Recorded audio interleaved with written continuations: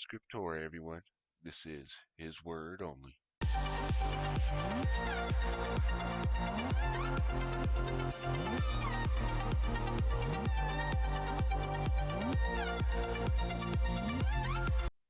Alright, let's get into this. So today we're going over part 2 of Satan the Seraphim, as I'm going to be going into more in depth on this video. Anyways, so we're just going to be doing some review here. Seraphim, burning, glowing, an order of celestial beings whom Isaiah beheld in a vision standing above Jehovah as he sat upon his throne. Burning ones, celestial beings surrounded the throne, blah, blah, blah. They appeared to be distinguished from the cherubim. The prophet Isaiah 6:2, whatever, represents them as reverently adorning the triune God and burning with zeal to fly and execute his will. So there are good seraphim, but there also are some bad seraphim. Anyway, mentioned in Isaiah 6:2, 3, 6, and 7, this word means fiery ones, an allusion, as is opposed to their burning love. They are represented as standing above the king as he sat upon his throne, ready to once to minister unto him. Therefore, if you're standing above him, that's pretty high status, is what I'm guessing. Appears to have been human with additional wings. This word in original used elsewhere only of the fiery serpents. Numbers 21 through 6. We'll be going through all that. And sent by God and his instruments to inflict on the people of righteous penalty of sin. Plural, seraph. Okay. Anyways, now we're going to be bringing up the seraphim in Scripture. Isaiah 6:1 through 7. In the year that King Uzziah died, I saw also the Lord sitting upon a throne, high and lifted up, and his trail filled the temple, or his train filled the temple. Above it stood seraphims. Each one had 6 wings. With twain he covered his face, and with twain he covered his feet, and with twain he did fly. And one cried unto another, and said, Holy, holy, holy is the Lord of hosts. The whole earth is full of his glory. And the posts of the door moved at the voice of him that cried, and the house was filled with smoke. Then said I, Woe is me, for I am undone, because I am a man of unclean lips, and I dwell in the midst of people of unclean lips. For mine eyes have seen the King and the Lord of hosts. Notice as he says, I have seen the King, the Lord of hosts. Yes. Then flew one of the seraphims unto me, having a live coal in his hand. See how then he flew one of the seraphims unto me, having a live coal in his hand, which he had taken the tongs from the altar. And he laid it upon my mouth, saying, Lo, this hath touched thy lips, and thine iniquity is taken away, and the sin purged. So there's seraphims there. These seem to be good ones. Alright. Therefore, this is Numbers 21, 7 through 9. Therefore the people come to Moses and said, We have sinned, for we have spoken against the Lord and against thee. Pray unto the Lord that he take away the serpents from us. And Moses prayed for the people. And the Lord said unto Moses, Make thee a fiery serpent, or a seraphim, and set it upon a pole. And it shall come to pass that every one that is bitten, when he looketh upon it, shall live. Now notice what Moses does here. And Moses made a nakash. The word is nakash here, which is a regular serpent. And Moses made a serpent of brass. What's that a symbol of? And and I agree with David Carrico and Now You See TV on this. This is the sign of the Seraphim cursed. Because what happened? He got put onto his belly.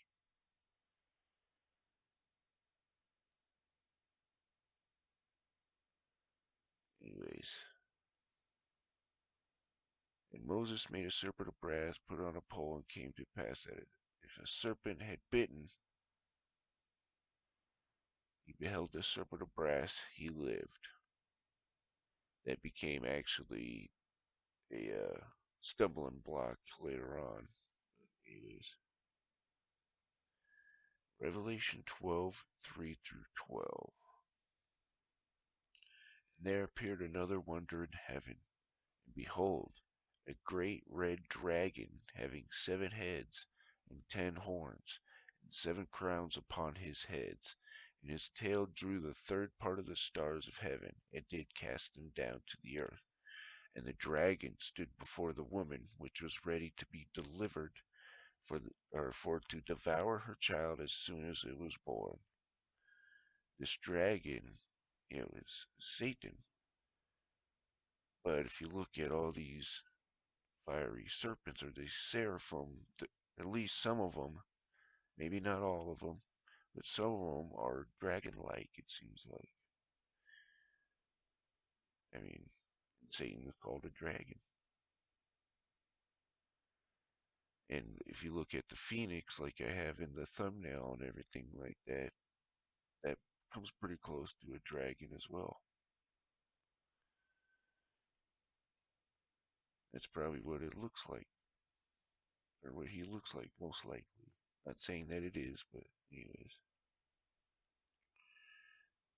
And his tail drew the stars of heaven, did cast them down to the earth, and the dragon stood there before the woman, ready to be delivered as soon for to devour her child as soon as it was born.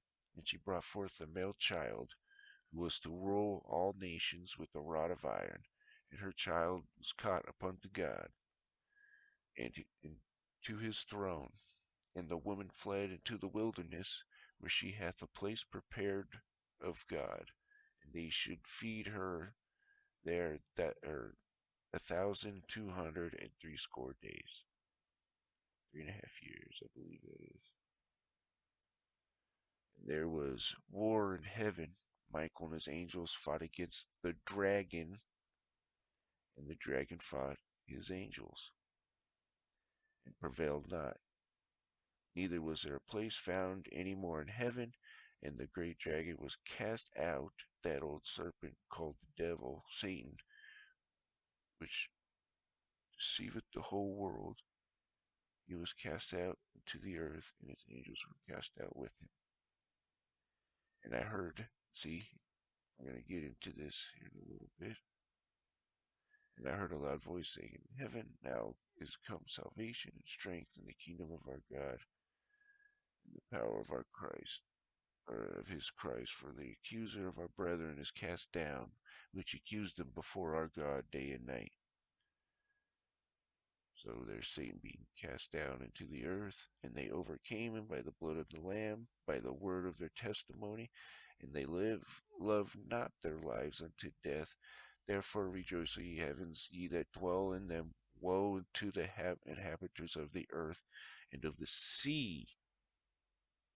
A little bit of Leviathan plug in there.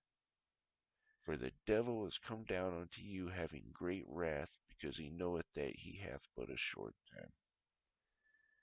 There's Satan being cast back down into the earth and the sea. Now let's go into the plumed serpent. Myth of the plumed serpent.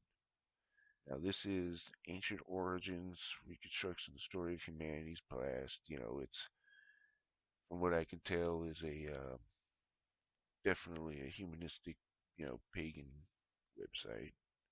But you can get some good information from there, it seems like.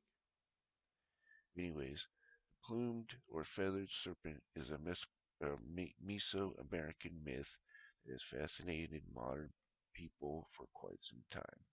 Among the Aztecs and the Toltecs, This divinity went from the name of Quetzalcoatl, Quetzalcoatl, and in the Mayan it was known as Cococan.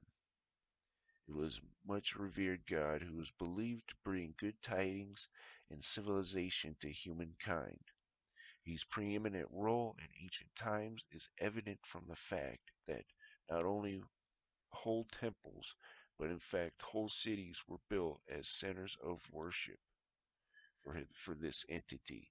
Most well known of these may be the so-called Pyramid of Cococan at Chichen Itza in Mexico, sorry, which recently was included among the seven wonders of the world and is the most well known of the Mayan pyramids. A lot of this pyramid stuff gets around serpent worship. But anyways, let's move on. Amaruka, land of the plumed serpent. This is what I believe America was named after. Welcome to Amaruka, the land of the serpent gods. In his book, New World Order, The Ancient Plan of Secret Societies, William T. Still shows that America was called initially the land of the plumed, feathered serpents by the Indians of Peru. James Peirce, or Pierce, whatever, researched an article written in the Theosophical Society magazine entitled Lucifer, which gave insight to the word America. So Theosophy was created by Madame Blavatsky, all that, and then the person who made the Lucifer magazine was what's her name? I can't think of her name now. She made Lucifer. I think it was called Lucifer Trust. Um, so there's Helena Blavatsky and gosh darn it. Anyways, stop bored. He says the chief god of the Mayan Indians in Central America was Quetzalcoatl, Cococan, plumed serpent, or feathered serpent. In Peru, this god was called Amaru, in the territory known as Amaruca. He claims that the name of America was derived from Amaruca, which I believe as well, instead of after the explorer Amerigo Vespucci. This further proves that serpent worship was common throughout all cultures. In the most prevalent versions of American history, the origins of the name America is attributed to the Italian explorer Amerigo Vespucci.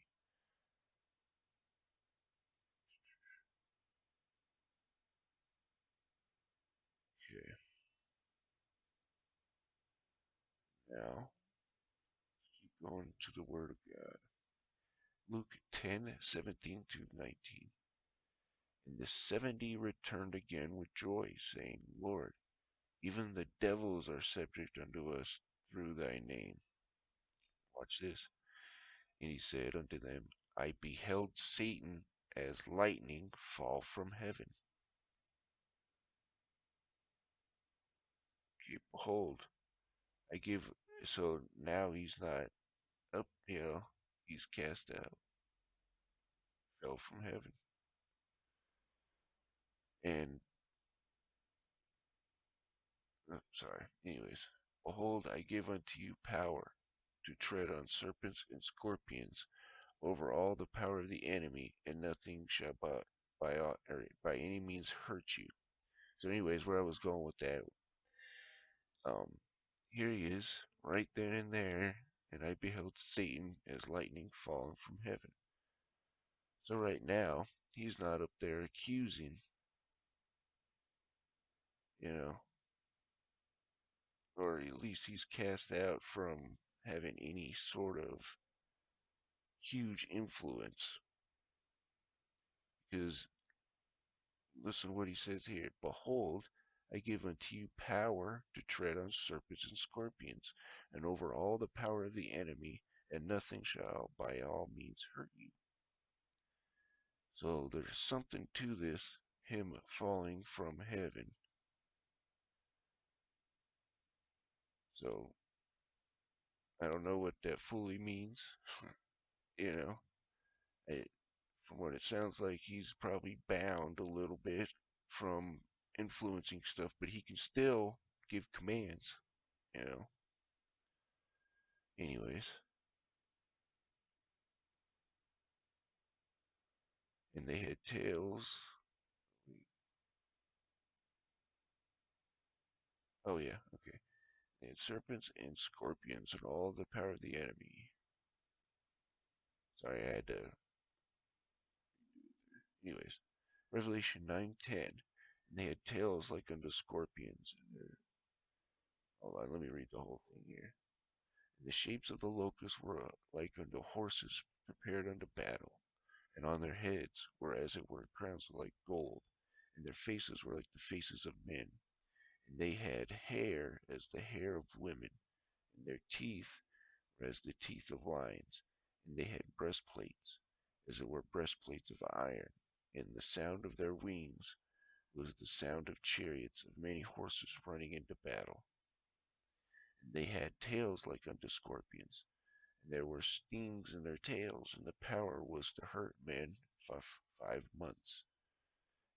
They had a king over them, which is the angel of the bottomless pit, whose name in the Hebrew tongue is Abaddon, but in the Greek tongue his name is Apollyon, Lord of Destruction, basically. Y'all know who that is, if you've seen my channel. Lucifer, basically. Anyways, here. So I want to connect this. Now is the judgment of this world. Now shall the prince of this world be cast out. So he's cast out right then and there. And he said unto them, and I beheld Satan as lightning fall from heaven. So he fell from heaven, but it doesn't mean he's not in the second heaven, you know. He doesn't have, because if you see the switch between before Jesus and after Jesus, doesn't seem to have that much. He has a lot by his principalities, the people that go out there and do the stuff for him and stuff, but he himself doesn't seem to have that influence anymore. You don't see cult souls going around anymore. See what I'm saying? I just wanted to get that out there because it does sound like it says, well, the, I believe, if I remember right, they believe that this is Satan being cast out of heaven then in Revelations, and then the 1,000-year reign, and yeah. Anyways,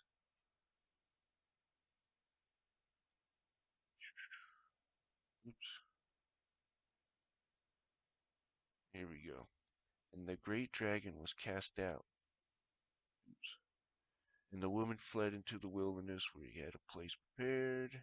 There was war in heaven, Michael and his angels, and the great dragon was cast out, that old serpent called the devil and Satan, which deceiveth the whole world. He he was cast out into the earth, and his angels were cast out with him. And I heard a loud voice saying into heaven, Now is come salvation and strength, and the kingdom of our God, and the power of his Christ. For the accuser of our brethren is cast down, which accused them before our God day and night. They overcame him by the blood of the Lamb, by the word of the testimony, and they loved not their lives unto the death. Therefore rejoice, ye heavens, and ye that dwell in them. Woe unto the inhabitants of the earth and of the sea. Yeah, we just read that. Anyways,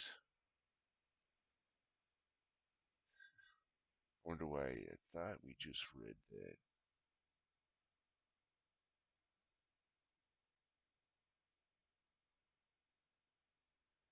Maybe not. I don't know. It's been a long day. And I'm going to end it on this. And the dragon was wroth with the woman, and went to make war with the remnant of her seed, which keep the commandments of God and have the testimony of Jesus Christ. Notice as it says, which keep the commandments of God and have the testimony of Jesus Christ. Gotta have both, man. And are you ready to go to war? Is the question, you know. And I don't mean with guns, knives, and explosions. I mean with the truth. You know, are you willing to do whatever it takes to bring the truth out? Whatever God has you to do, you know, whether it's music or YouTube or whatever. Start a in-home church, you know, doesn't matter. You just got to do it. And he's cast, you know, out of this world right now. You know, we're not taking his best shot, so we might as well use that to our advantage. And we're going to have to battle. And there's going to come time where you're going to have to make a choice. And for that, I hope you guys have a wonderful day.